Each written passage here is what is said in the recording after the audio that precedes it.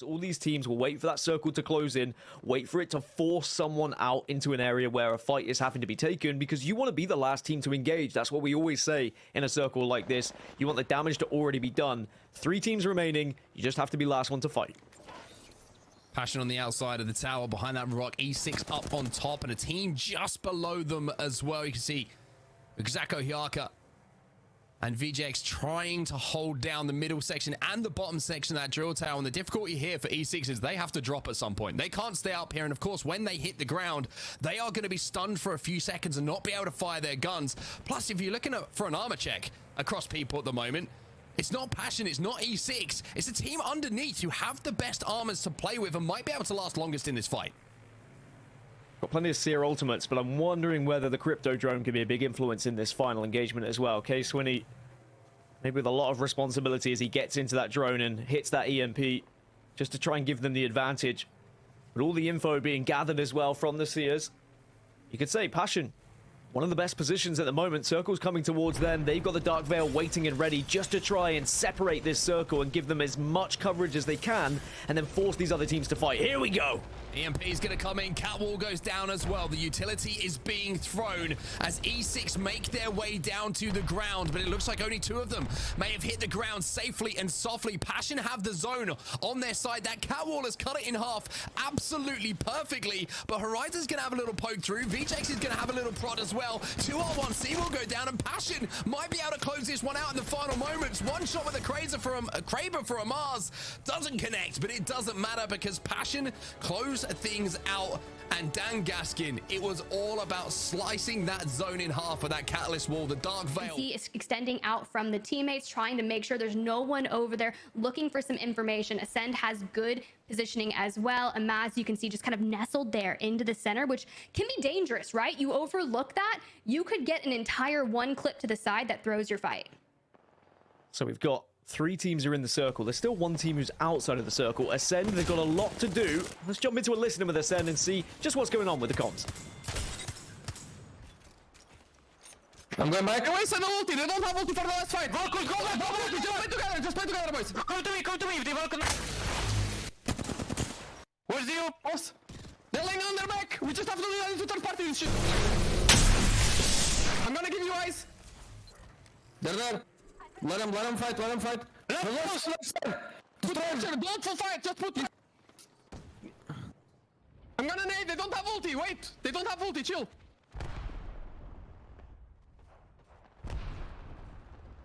Wait.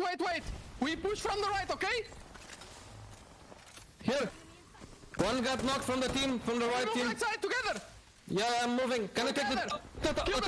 No. Nice. The right. On the back. I have bullets. I need light. Okay, I'm good. Like that. I'm taking the top. Behind. Back to 2 guys behind. 2 guys. Zero, destroy. Let's go.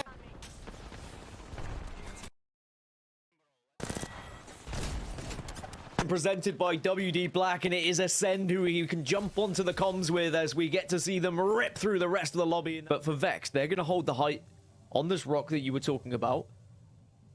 As for Totem, they're going to hold the building just next to where Postkill is, and they've been able to kind of fortify that building for the longest of times, but when they're eventually forced out of it, it's about where they go and how they play that.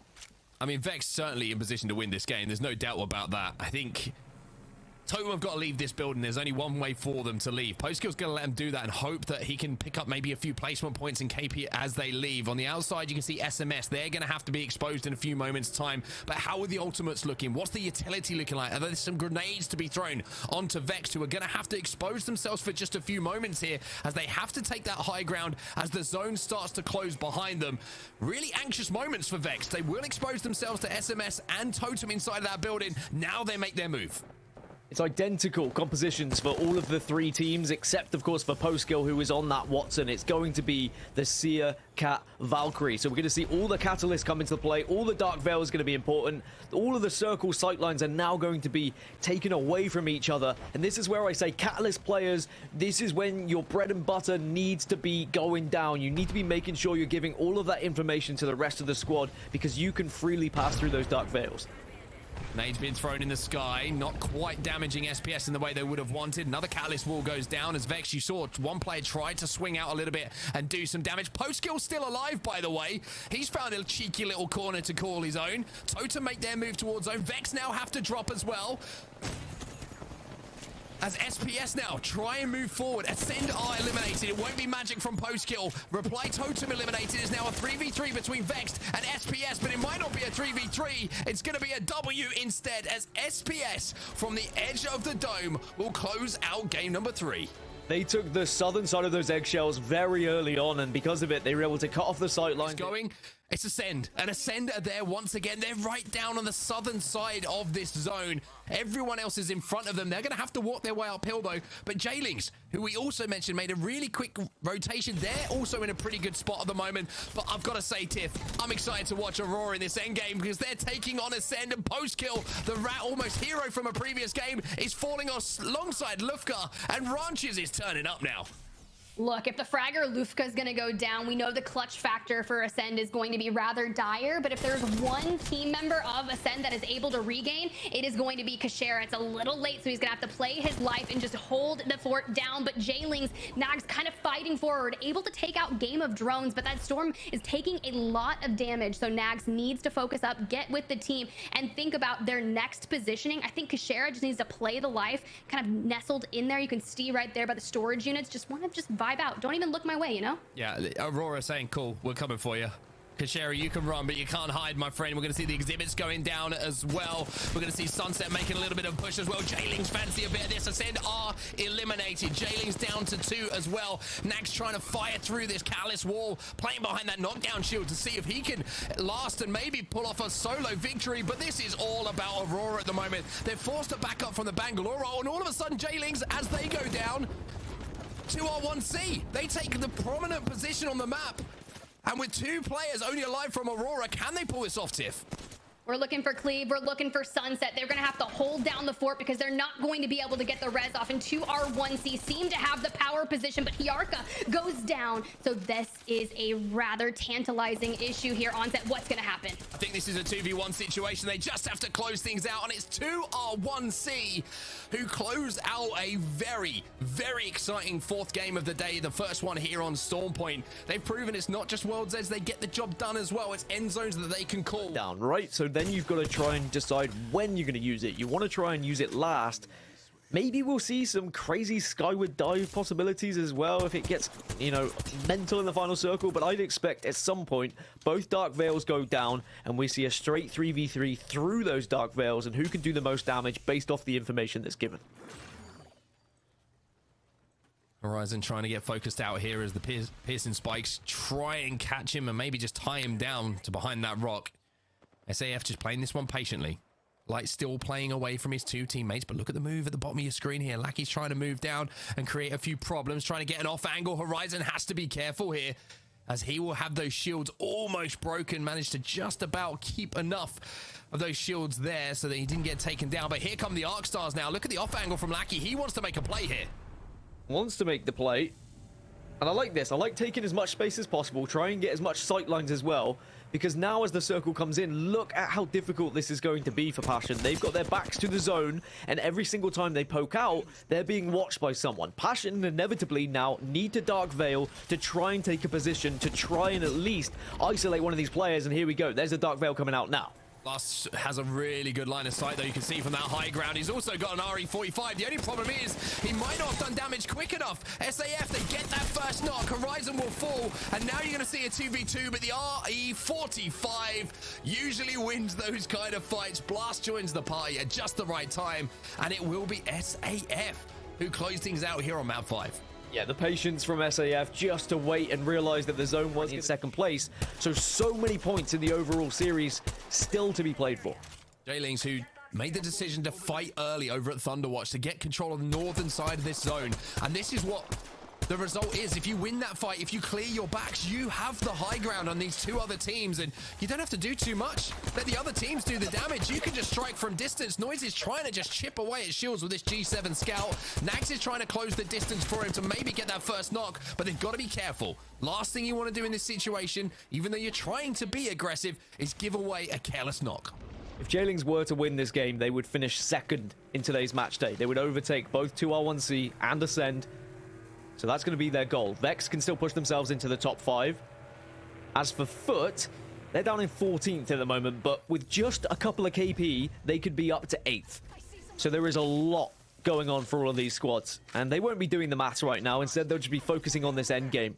As you said, JLINGZ in the priority position. They've got the high ground, and the zone is coming towards them. So the two teams below them have to fight uphill.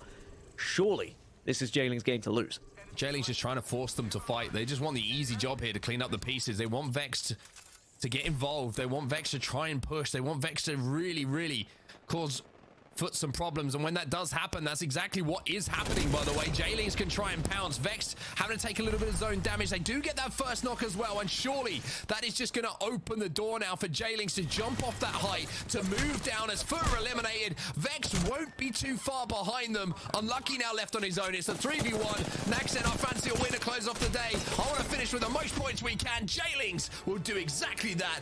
And our final game of the day here on Split 2 day number 5 belongs to JLINGZ. Oh, and JLINGZ may have just been 1 KP off of getting to Ascend. We'll have to see as the final results do come in, but just the knock that might have come right now as Oxygen, who have been here from the very start ever since that third party, but then on the outside, we know TSM, they won that fight on truck, and this is what I was talking about. They can try and be the last team to enter. Ideally, in a circle like this, you'd probably want there to only be 3 teams. The fact there's 4 teams could go against TSM here. They might be focused if they get spotted of where they are.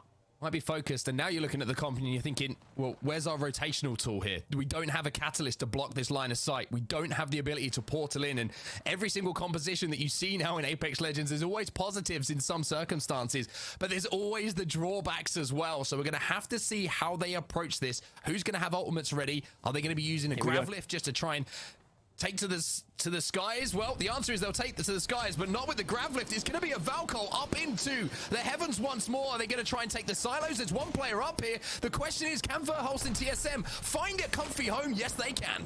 They can, but we did just see tripods get deleted from up here because they were just completely naded, but maybe you're hoping that utility's been used. It looks like TSM have stabilized as long as Reps can get the bat off, which he will, and okay, game on.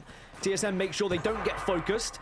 And this is going to be very difficult for all of the teams to try and navigate this one. Remember, Dark Veils would be important, but SCS don't have Dark Veil either. They've got the Watson instead, as now damage going down for all teams.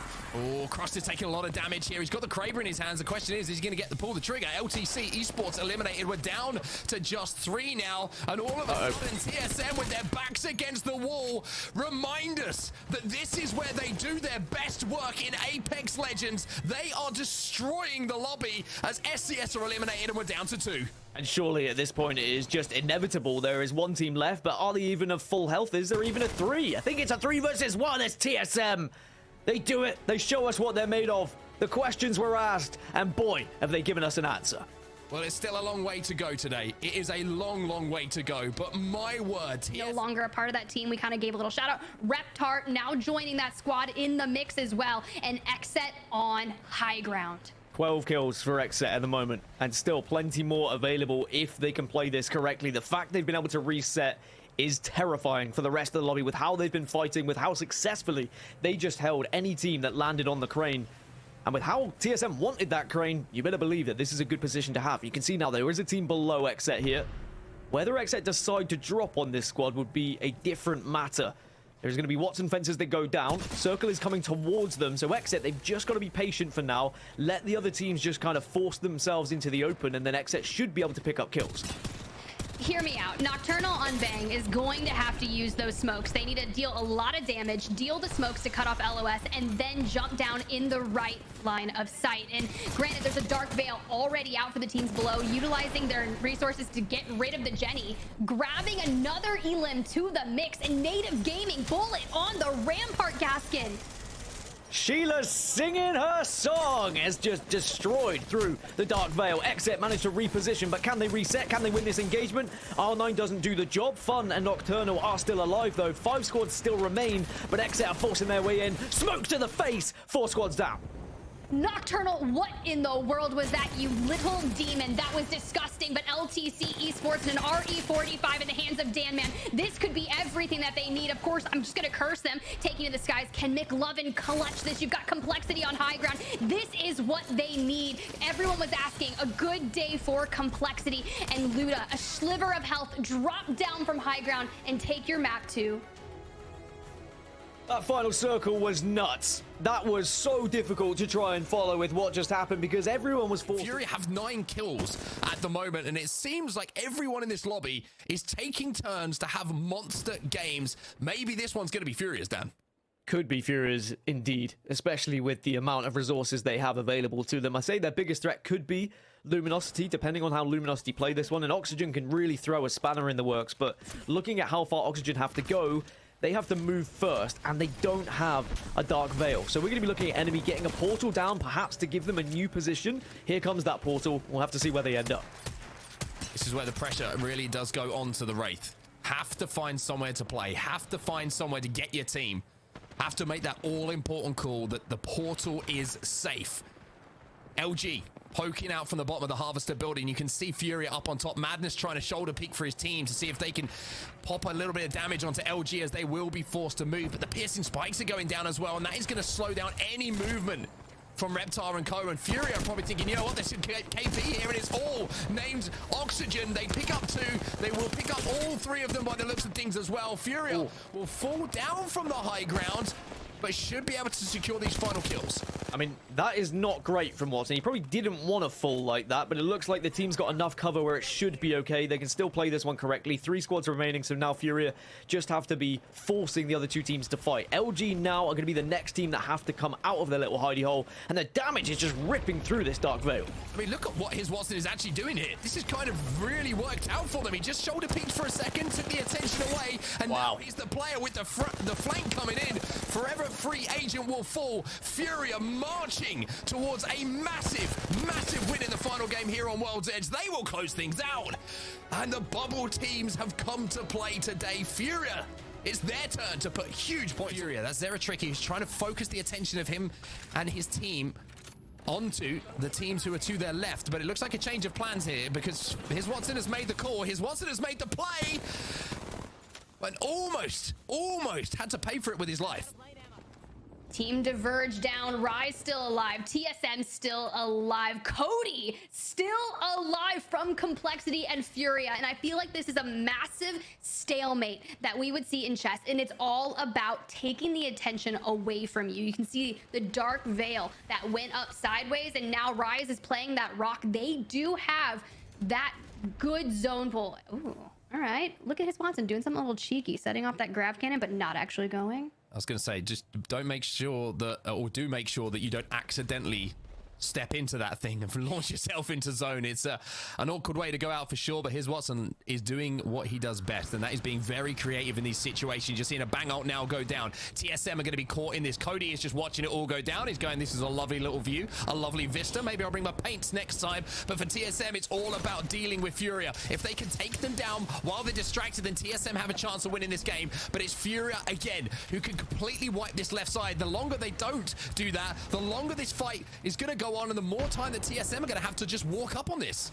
Hal's black hole burnt. Cody in the grotto found out his Watson going to fall from a member of Rise. So now you are getting some trades out, but this is going to take into account that these 2 teams are preoccupied with each other, and it's going to give TSM the advantage because they can just essentially push it and clean it up. FURIA eliminated, Complexity eliminated. Now you just have one more team in front of their line of sight.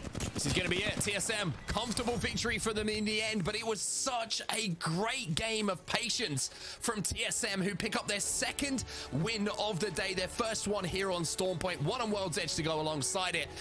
I'd love to watch, maybe with a crazy late rotation for LTC though. They're just griefing the whole lobby at the moment. Even though it's just 3s, even though it's only 20s, it's causing problems for everyone. And I guess bad news for TSM. The teams that are still alive, FURIA, Complexity, Luminosity, Exet, that is 2nd, 3rd, 4th, and 5th in the standings at the moment. All of them have the opportunity to push TSM off first place going into match number 6 if they were to pick up a few more points here. But it is LTC who are just being that nuisance, that thorn in the side, but now they are forced to move. The Dark Veil start to come out, everyone trying to make their journey in. Well, it looks like XSET have created a little bit of a runway. You can see they're just kind of walking. They're covered on both sides. On the other side of things, you can see that LG are under pressure, and LG will actually win that fight against LTC. Can they get the shield swap? Yes, they can. Yanya will get himself dressed back up in red as you see the kill feed once again sees teams getting cut down left, right, center. Tripods versus XSET as well. Deeds flying in to try and finish on Nocturnal. XSET will fall, and LG again pick up yet more KP here. So we've got 3 teams left. All 3 of them are in the top 5 right now. FURIA now take first place off of TSM here in match number 5 just by getting into that top 3. Now it's down to 2 as Luminosity get eliminated. It's Complexity, it's FURIA, it's a 3 versus 3. It's a 3 versus 3 once again, and let me tell you, stories have been written about this rock and endgames just to the north of this POI. Here's Watson. He's got a slow hill here, and Complexity aren't going to let that happen. They know they got the damage, and Monsoon says, boys, we're going in. We want to take home the win. And now Cody is left on his own to clean up the mess. Complexity with their second win of the day. And I love that play call from Monsoon. You know he is saying, I have got damage. We fly on this, boys. We take home the win. Crazy the amount of flashbacks I'm having when Kashira walks up on that rock and maybe didn't do that amount of damage, and that is the difference that can happen when you've got someone who does hit those shots in that moment. Very different online to on LAN though, I will say. You know, pressure maybe slightly on XSET. Lanimal's also on 33 points. They're only 7 behind XSET, so you know you can start to see a top 5 push from anyone who finds a victory here, but it is not going to be easily achievable. With 5 squads remaining, there's so much of this final circle that is being covered. If you make one wrong step, you are going to be punished by someone. Well, Meat Lovers kind of control the zone at the moment. You can see they have the high ground. They're also pretty safe for quite some time. However, you're going to see Native maybe try and cause a few problems for them. As our Madness and Co down on that low ground. LTC also looking to swing. I'm pretty sure that Tech had a Kraber if I wasn't mistaken, but forget the Kraber. We've got the ultimate coming out now. The Sheila is in the hands of Albrelele, and he's looking to carve a path now for Lanimals. It's a great opportunity for Lanimals, having the rampart available, being able to create the extra obstacles that you can hide behind, getting those walls down, but now they know there's a team that is very much weak below them, so they want to get involved. LTC eliminated. Great push coming in there from Lanimals, and now they have a little place to play. They can wait for other teams to influence how this game is going to end, and Tech can certainly do that with the big stick right now. He's got 4 bullets to play with, 2 in the chamber as well, but can't connect with a no-scope. Native Gaming going to fall. 122 spray with that R99 is going to create some carnage, but the smokes are a problem, and it's all Lanimals now as they move in these final moments, and Albrelele with his R99 has been going wild.